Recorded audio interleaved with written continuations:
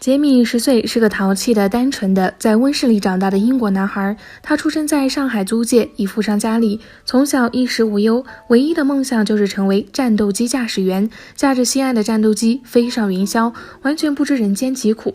而无数富商在外交条约的保护下，继续在租界过着纸醉金迷的生活，直到太平洋战争爆发，日军占领上海，无数富商见状准备逃离上海，杰米一家也不例外。但城市早已围得水泄不通，父亲只能弃车，打算徒步离开。可此时日军逼近，枪声连绵不绝，爆炸声此起彼伏，无数百姓在炮火中四处逃窜。而杰米为了捡心爱的模型飞机，很快就与父母冲散。妈妈大喊着让他回家去，我回家去找你。可杰米回到家，发现家里早已被洗劫一空，就连佣人也趁火打劫，甚至还上前扇了杰米一巴掌。刚开始杰米还能靠着吃残羹剩饭勉强活着，可食物总有吃完的一天。饥饿难耐的他骑着自行车走出了家门，打算上街找点吃的，可街上到处都是横冲直撞的日本人。天真的他竟然向日本鬼子投降，可得来的却是一顿嘲讽，还差点被混混打劫。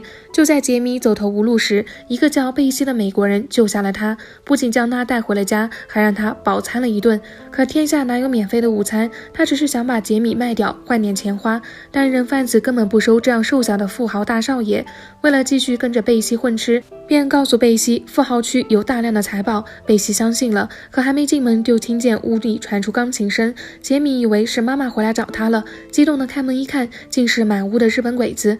杰米和贝西随即就被抓进了仓库，这里还关押着很多名媛绅士，可如今为了活命，他们都成了要饭的。而杰米为了多领一口饭，还偷拿了死人的饭盒。几天后，杰米听说日军准备带一批人去苏州集中营，为了混进去，他声称自己熟悉去苏州的路线，便安排给鬼子带路。可到了地方才发现，这里的生活条件更加艰苦，成千上万的苦力在这里修建机场，而且食物也十分短缺，有时人们为了几个土豆都会大打出手。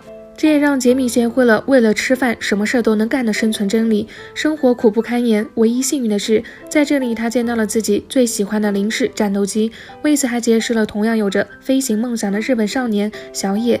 在孩子的心里，哪里懂得什么是侵略，什么是战争，只有那纯真的友谊。某天，贝西答应杰米，只要他爬过铁丝网，到对面布置好抓野鸡的陷阱，到时就会带着他一起离开。杰米听后二话没说，直接脱掉鞋子钻过铁网，而实际上贝西是想看看这条路上有没有地雷，为他们策划越狱做准备。很快巡逻的日本兵就发现了杰米的鞋子，他拿着枪就开始搜人。关键时刻，小野用模型飞机吸引了日本兵的注意，救了杰米一命。成功逃脱的杰米让贝西等人刮目相看，他因此还住上了一个舒适的床位。可还没等贝西他们行动，集中营就遭到了美国战斗机的轰炸，所有人都在四处逃命。杰米却异常兴奋，跑上城楼欢呼尖叫，甚至兴奋地与美军飞行员打招呼。可战斗结束后，集中营成了一片废墟，人们死伤无数，日军也伤亡惨重，便撤离了集中营。俘虏们成群结队四处奔走，毫无目的，只为活下去。途中很多人都因疲劳、饥饿和疾病而死在了半路。看着一幕幕惨剧，杰米终于明白了战争的残酷，自己喜欢的战斗机就是罪恶祸首。他流下了眼泪，把装有模型机和英雄海报的皮箱丢进了大海，与童年的梦想做了最后的告别。也不知走了多久，他晕了过去，醒来时发现不远处原子弹爆炸的声音。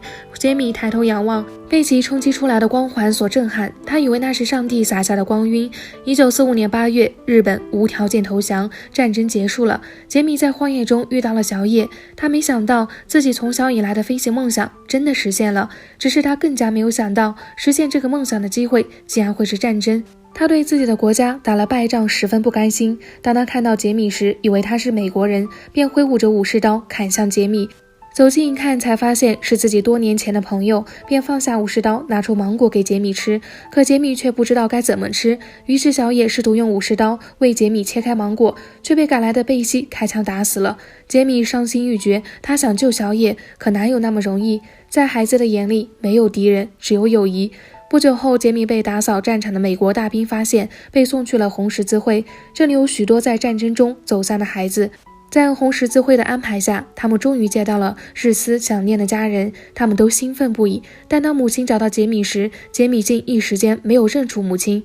他默默地审视着母亲的手指、嘴唇、头发，才慢慢和妈妈相拥。